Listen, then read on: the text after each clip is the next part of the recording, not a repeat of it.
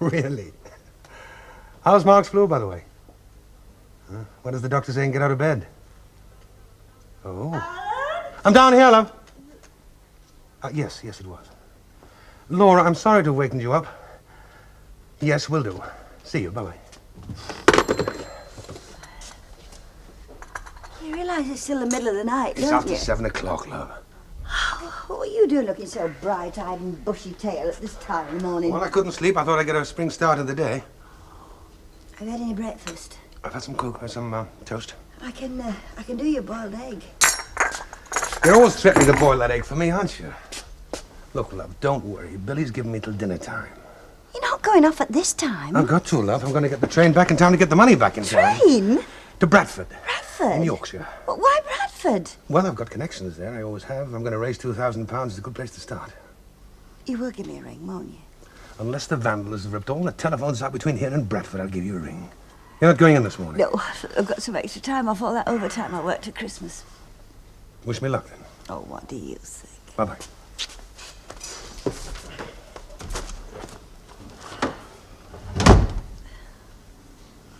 Right, anything else, love? No thanks, Maggie. Right. Do you know, I reckon if we put our minds together, we could make a lot more use of the space that you've got in this shop. Do you think so? Yeah, what you want to start off with is one of those 3-tier display stands, this side of the counter. They'd go like hotcakes with them penny lollies and things, if they were where the kids could get at them. Yes, they would if they were where kids round here could get at them. Shall I book it for you, love? Please. Good morning, love. Hello. What can we do for you? Oh, well, I'm not in any hurry, thanks. Oh, you've come in for a chat and a warm, have you? Oh, no, I do want something. Only Maggie knows what I have there. Oh. Thank you. Hello. Now then, Mrs. Colwell. Usual, is it? Please. Well, I'll pop it round to you later on if you like. Save you waiting. Oh, well, I'd be glad if you would, thanks. It's a pleasure.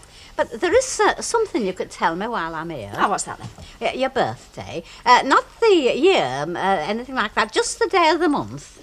Your birthday? That's right. 18. Oh, thank you. Mine's the 24th. Oh, I don't need yours, Betty, just Maggie's. Now, I need to find a man. Do you ever get the feeling that you're not really wanted? Yes, that's what you need in here, love. What's that then? A little bit of time and motion study. Betty, reach me to them garden peas while you're there, will you, love? I mean, take these, for instance. There'd be a lot handier, you know, if you want one of these lower shelves. They could get Betty, at them. I know you're my big sister, and I'm very grateful to you for stepping in to help me out, but can we get one thing straight, right from the beginning? What? Says Clegg over that door, not Turpin. Well, I'm only trying to help. Help's fine, not internal reorganisation, all right. Well, I won't open my mouth again. Want to bet? Oh, hey, you cheeky monkey. Good morning, ladies. Morning. A bit parky this morning, isn't it? Right. Yeah, it's the weather that does it, you know. Oh, yeah. 5 of them small cigars, please, Maggie. I reckon they suit me. Right. So, we'll not be having the pleasure of your company down the road with us for a few weeks, then? On and on. Oh, a bit that way, is it? Well, let's just say that me and Mrs. Walker have reached a new understanding. Helping my own flesh and blood, you know, comes before that, as long as it's sort of outside opening hours. Box of matches and all, please, love. Good morning. Oh, good morning, Ernest. Good morning, Ernest. Yes? I'll wait, thanks. Thank you. What for? A number 10 bus? Maggie, of course. What do you think I'm standing here for? Christmas decorations? They also serve in this shop, Ernie, as only stand and wait. Now, if there's anything you want, love, just tell me, and I'll get it for you. Oh, all right. It's for Emily, really. Oh, yeah? She asked me to get a quarter of Auntie May's favourite toffees. Oh, right. What kind does she want? She said Maggie would know.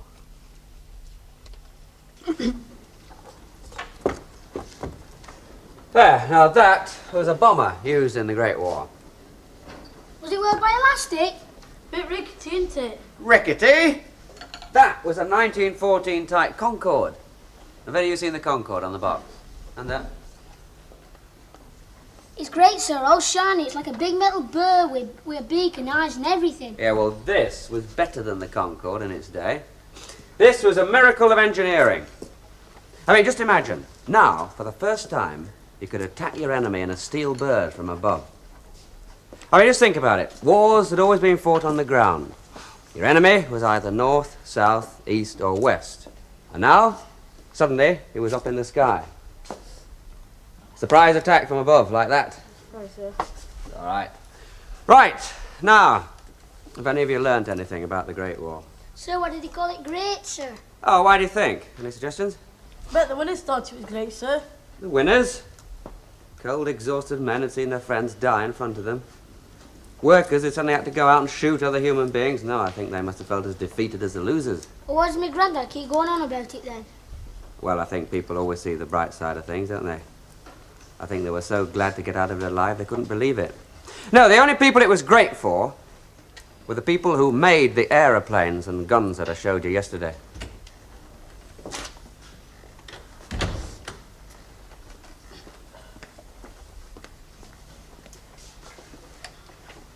Morning, Bates. Morning, sir. Nice of you to join us. You know what time it is, Bates? No, sir. 9:30. Where have you been till this time? Come in, sir. What do you mean, coming? Was my sister say about Doreen? What about your sister? I kept telling her to hurry up, sir, but she kept dawdling about, sir. Did she? Right, come on, you lot then. Get your exercise books out. Let's see if you remembered anything I've been talking about. I doubt if you have, but I've always been an optimist. Come and see me at dinner time, Bates. I kept telling her, sir. Yeah, yes, well, tell me at dinner time, will you? What I say is, how long will it last? What do you mean? Well, her and her husband. I mean, she's always been all right with me, but I wouldn't like to cross her, would you? I bet he has to watch his P's and Q's. You can say that again. I reckon they travelled till they met, did them two. But I still bet they felt like cat and dog sometimes. Hey, I wish me and our Jack did. How do you mean? Well, I reckon you need a good round now and again just to clear air. It shows you're still living, you know what I mean? Oh, yeah. I mean, you see these golden weddings in Gazette, and there's some old biddy sat there saying, 50 years and never a wrong word. That's me and our Jack, that, in 30 years' time. But there's got to be more to life than that, surely. Yes, God, I like that. Well, I think it's filthy. Have I missed anything? Oh, it's not fit for your delicate ears, love. Oh, I'm very broad-minded, you know. Ina always says it's the permissive society weakening my moral fibres. They were just as bad in your day, Ma. They just didn't brag about it as much, that's all. Oh, they were. There were a young man as used to come into the winding shed. Well, Oh? he got asked to leave in the end. What did he do then? Well, he worked as a stoker in the boiler house. We used to call him the Casanova of the coal home. What are you going to have to drink then, love? Oh, nothing, thanks. Only there is something I'd be glad if you'd help me with. What? Football pools. Oh, come on now, Ma, you know we can't help you with that. Now, that'd defeat the whole object of the exercise. You see, for years now, we've been pooling our vast knowledge of the game of football to fill it in, and we've never won a brass halfpenny, so now we're going to take advantage of your complete ignorance of the game. Oh, it's not advice I want, it's your birthdays. Our birthdays? Oh, well, I always use birthdays when I'm filling football coupons in. Now, I've got mine and Albert's and Ina's and Bobby's, of course. Now, all I need is yours, and then I've got enough. Oh, I see. You're bringing science to bear on it, are you? Oh, well, I'm always lucky with the birthdays. Only I do hope you won't say anything to Ina about it, because I don't think she'd like it if she knew I was gambling with her birthday. Everything all right, dear? Yes, thanks. No further developments yet? No, not yet. That'll be 24 square. But you have had a definite offer for it? No. Yes, that's right. Well, may one ask from whom, or is it still a state secret?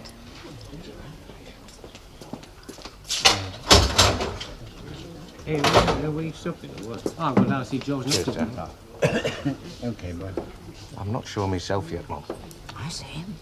Look, Mum, just spare me the public martyrdom, will you? When I've got something to tell you, you'll be the first to know, OK? What you tell me, and when you tell me, is, of course, entirely your own business. But I'm sure I'm the last person to push my nose in where it isn't wanted. Elsie, where the hell's your husband? Funny, I was just about to say that to you. Hasn't he been in here? No, he hasn't. I told him 12 o'clock. There's this fella ringing me any minute to find out the answer for his offer.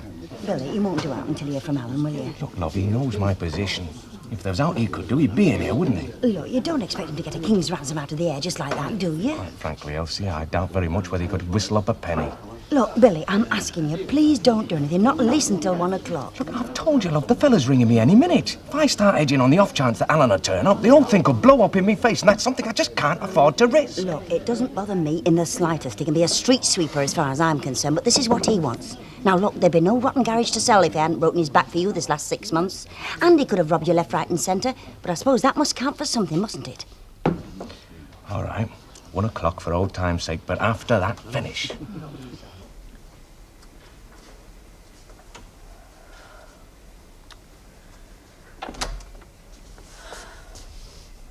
Something smells good.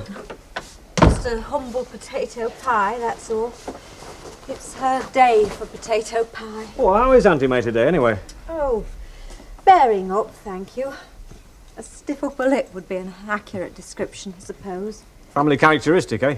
I wouldn't know about that. She's, not got up yet, then? Oh, no. Can't see any prospect of that just yet.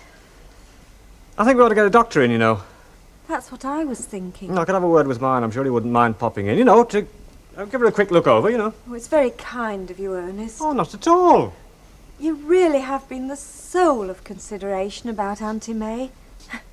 Especially under the circumstances. The least I can do. Well, there are men who would have been, frankly, champing at the bit by this time.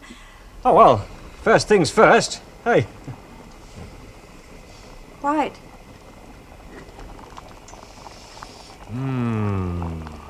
Yes, well, can I speak to Billy, please? Yes, you're Billy. Hello, Billy. Is he there yet? Well, if he was, I wouldn't be asking, would I? Yes. Yes, all right. Right, bye. Alan, do you know what time it is? Yes, I know what time it is. I've been racing against time all morning. Where have you been? I've been stuck in a stationary taxi in Deansgate. Some lorry driver decided to spread his load all over the road. It was chaos. Has Billy been looking for me? Screaming for you. Well, did you get it or didn't you? Cash. Alan, where from? Vine got it for me. But I thought you said yesterday you hadn't got a prayer. Well, a week's a long time in business, love. Yes, but where did he get it from? Contacts in Bradford. I told you I had contacts in Bradford. Vine's been in touch with them. Which contacts? Well, does it matter, love? I've got the money. It's going to be all right. I'll see you down to Rover's return late, all right?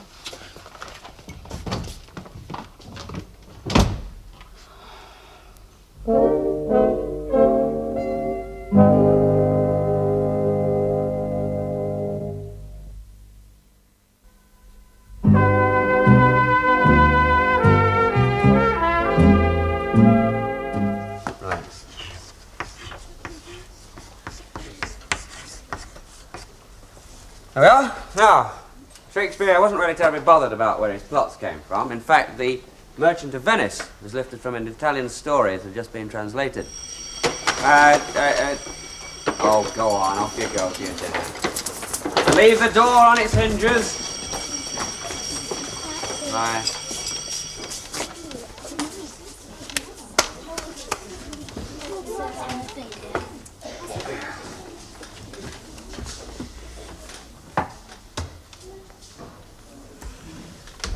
Now then, Bates, if I remember rightly, you were late yesterday morning as well. Yes, sir. Well, habitual lateness, Bates, is something I can't put up with. Sloppy timekeeping means a sloppy attitude generally. So I'll tell you what we'll do. As I see it, you owe me half an hour for this morning, right? Yes, sir. Okay. Well, you come along and see me at 4 o'clock, and I'll give you something to do for half an hour, and that'll put us straight, right? Today, sir? That's right. Can't, sir. What do you mean you can't? It's somewhat I don't do that, sir. Detention. Who said that? Mr. Pryor said to teach before you. Oh, I see. Well, I'm sure that Mr. Pryor had his methods just as I have mine. Only his don't seem to be very effective in your case, do they, Bates? So I think we'd better give mine a try, eh? Now come along here, 4 o'clock sharp, and don't be late for this one. But, sir... No, I don't want to argue the toss with you, Bates. Told you what to do. Now do it. Yes, sir. Right. Now, you're sure you know what you're doing? I think I'm sure. Well, wouldn't it be safer if we let Ma fill in the copy coupon and then we put the ticks in the other one for her? Oh, no, I must do everything myself if I'm to bring you luck. It's my radiations. I beg your pardon? Oh, everybody has radiations, but you can't see them, not unless you've got the sight like. Now, Gladys Pendergrass had the sight. She was always very lucky with Gladys. Till she got run over by a double-decker bus. Oh, no. Gladys died in her bed at 82. She were a leading light down at the Spirits. Somebody told me that she's still very happy. Get away. Is Billy in? Yes, dear, be out in a moment. I must talk to him now, Mrs. Walker. Oh, well, you better come through then. Thank you. Very good meal. Hello, Alan. Hello, Mrs. Billy! No?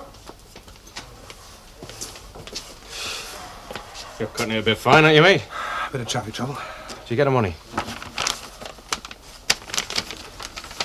think you'll find it's all there. Right, well, that's it then, isn't it? Fancy a drink to celebrate? Business before pleasure, Billy. Let's get down to the garage and sort it out. All right, Gaffer. After you. Hey, you going to buy me that one you owe me? Some other time, then? Yeah, some other time, then. Well, please yourself, of course.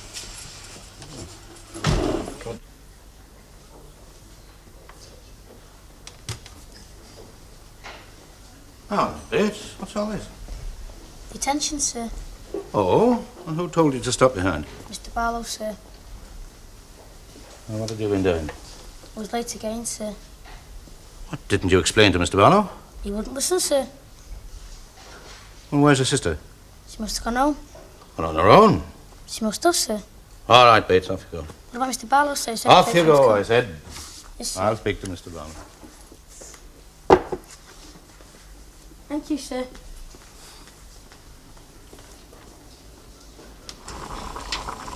Oh, blast it! Only me. Hello. Oh, hello. Oh, I smell somewhat burning. Only me, if you must know. What do you want? Is the boss in? I was down at the garage with Billy. Have things worked out between him and Billy? He got the money this morning. Hey, that's great! Isn't it just? Well, you don't look overjoyed yourself.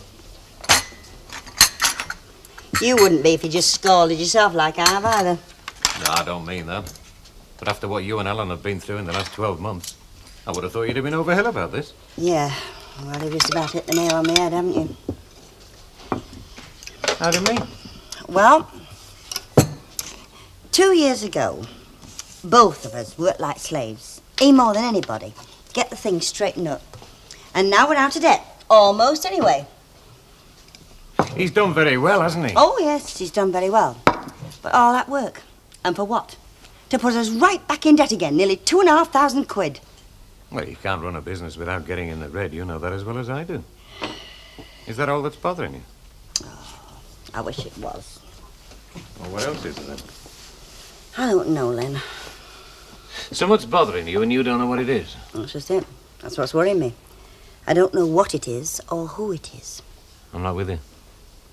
Look, yesterday, how much of a chance would he have given Alan for getting the king's ransom raised? Go on, be honest. Not much. No. And neither would I. So that makes two of us. So where did he get it from? That's what I want to know. What does he say? Vine, his accountant, that's what he says. So?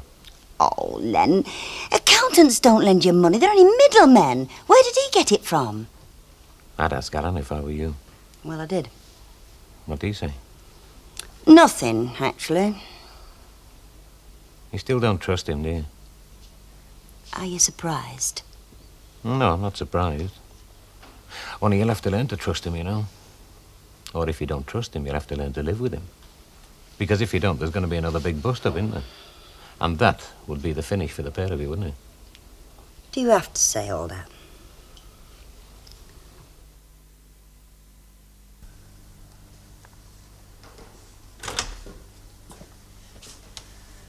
If you're looking for young Bates, he's gone. Gone? Home, I told him to. About 10 minutes since. You told him to? That's right. Oh, didn't you know that I was keeping him back for half an hour's detention? He told me all about that, yes. Oh, I'm sorry, Mr. Perkins. I'm afraid I don't follow this. That's no reason why you should. And let me say right away that I'm not blaming you for what's happened. Well, that's very gratifying, but what has happened? Look, you're new here, lad. You don't know the situation. What situation? Bates's situation at home. Oh, what about it? Bates's father is a building worker. He spends most of his time away. So he doesn't see his family from 1 month's end to the next. His mother, Bates's mother, is out at work too, so young Terry has to take his sister off to school in the morning and has to get her back home safely at night. That's why he can't be kept in ever, and he's late sometimes. And if he weren't, then, well, his sister would have to go home on her own, or she'd have to hang around the playground for half an hour. Yes, I know what you're talking about. I've been through the mill here myself, but hell, do we have to accept it? What do you suggest we do? Report Mrs. Bates to some society because Bates has to shoulder a bit of responsibility at home. But the boy's education is suffering. Oh, I can't see the odd half hour making much difference to his prospects, lad. He's not exactly A-stream material from what I've seen of his case. Well, perhaps this is one of the reasons why. No, I don't think so. And I've known him longer than you, I know. Well, you condone him being late, then? Oh, I don't think so. And if you find it happening too often, well, of course, have a word with him. But no detention.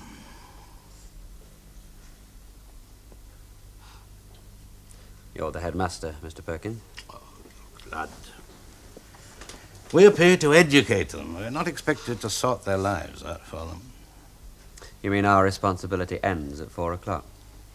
Well, I wouldn't put it that way myself, but, well, to be truthful, I suppose that is what I'm saying right now. And do you believe that? I've learned to compromise. Well, I'm sorry, Mr. Perkins, I'm afraid I haven't. I don't believe our responsibility ends at the school gate. No? But then you haven't been teaching as long as I have. Have you, lad?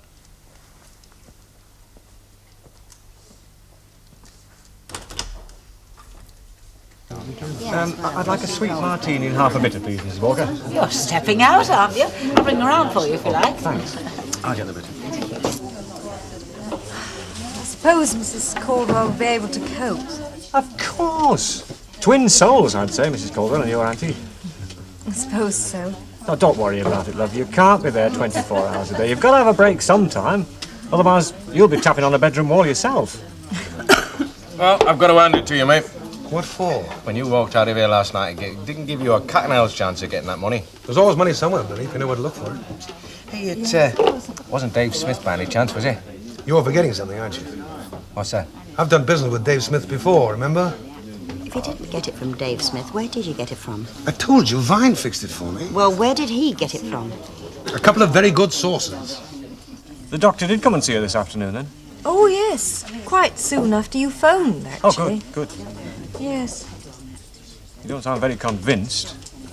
Well, it was all rather puzzling, as a matter of fact. How do you mean? Well, he seemed in very good spirits when he arrived. Quite jovial, really. And?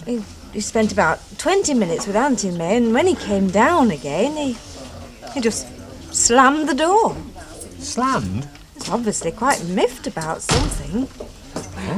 Okay, could I have a whiskey and water, please? Yes, indeed. Oh, they reckon it's the sign of a depressed man, is that? What? Supping scotch on your own. Oh, well, you better have one with me, then. Oh, no, thank you. One of them days, eh? And I think there are going to be a few more like it. So what are you going to do now? Well, I'll nip down to Chiswick first thing in the morning, clear up one or two things, you know. And then? Don't know, really. Come back here, give the old lady a hand for a couple of weeks, look around. No ideas? Oh, probably do a bit of beach combing for a couple of weeks. And then there's always this mate of mine who's got this garage down by the canal, like. Oh, really? Oh, yeah, he can always use a good mechanic. When he's pushed, like, you know. That would be a turn-up for the book, wouldn't it? Yeah. I wonder what sort of a gaffer you'd make.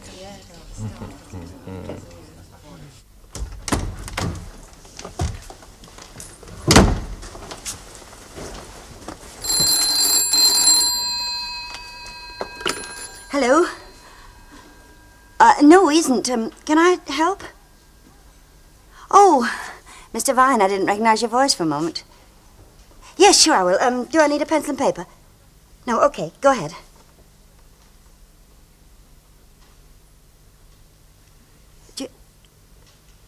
Just a minute. Let me get this straight. You want me to say that you're sorry, but you couldn't raise the money that he asked for? Do you mean £2,500? No, nothing. Yes, I'll tell him, Mr. Vine. I'll tell him.